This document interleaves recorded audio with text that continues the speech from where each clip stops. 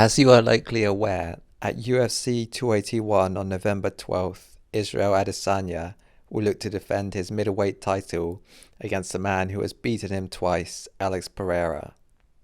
First, to give a quick recap of their first two fights. Early in the first fight, Adesanya showed he had the slicker skills, making Perreira miss and landing his own strikes. The second round was more even, with Perreira catching Adesanya on the end of long punches and having some success trading in the mid-distance. Although the number of strikes landed was fairly even, there was a definite sense Perreira was the harder puncher. In the third round, personally I thought Adesanya had the better work rate and did more to win the decision, although officially the judges saw it differently. In the second fight, Adesanya came out purposefully, seemingly looking to erase the memory of the first fight. He would have success through the first two rounds, eventually forcing Perreira to take a standing 8 count.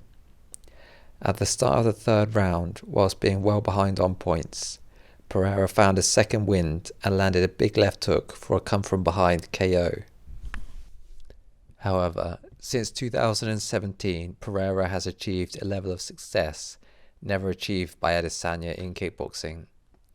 Perreira has beaten several opponents who gave Adesanya problems in spectacular fashion. Adesanya, by contrast, has developed into a very tactical MMA striker, who is also now a solid grappler in terms of ground skills and defensive wrestling. The improvements in Perreira's kickboxing can be clearly seen by his performances against two opponents who gave Adesanya problems. Where Adesanya failed to hurt Yusri Belgawi and squeaked by him in 2 decisions, during the second of which he was technically outlanded, Perreira bludgeoned Belgawi, putting him on queer street several times in their second and third fight. In Adesanya's second to last fight in kickboxing, he lost a close decision to Jason Wilness. Perreira, in contrast, annihilated Wilness, dropping him first with a head kick and secondly with a flying knee. The first question many people have is, will the fight hit the ground? I think it's certainly possible, as their first 2 kickboxing fights involved many clinches. If it does go to the ground, then personally I favour Adesanya. Perreira may get on top, and if he does, he may temporarily gain an advantage. But long term, I don't think he has the ground skills to hold Adesanya down, or the base to avoid a sweep. A more relevant question may be, will either of these two game plan to take their opponent down? In my opinion, it would be smarter for Adesanya to try to take this fight to the ground.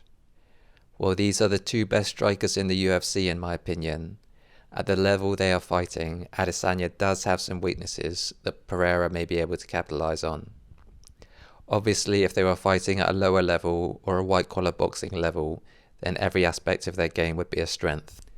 The first thing Perreira may be able to capitalise on is Adesanya's guard. He often keeps his hands low, which some people have said is good for defending takedowns, and does mimic a wrestler's stance. However, on the feet in the UFC, against one of the biggest punchers in the organisation, who can also put combos together, is probably playing with fire. The other issue Adesanya may have a problem with, which was brought out in the Kelvin Gastelum fight, is that he may have issues with guys rushing him. The other obvious issue is that whilst Adesanya does have knockout power, and did hurt Perreira in their second fight, Perreira is the bigger power puncher of the two. Conversely, Adesanya has been involved in several 5-round fights. Perreira, in contrast, has looked exhausted in the later stages of fights.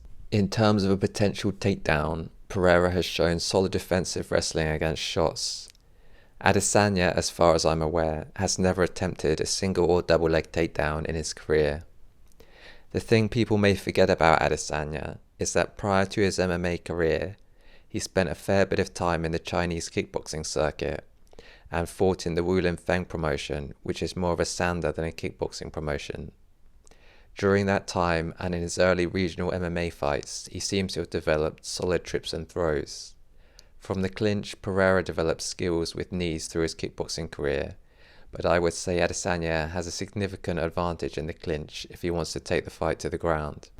So to go over the keys to victory for both guys, For Perreira, the keys are going to be defending takedowns and defending. Adesanya is very good at evading single shots, and his head kick defense in particular is outstanding.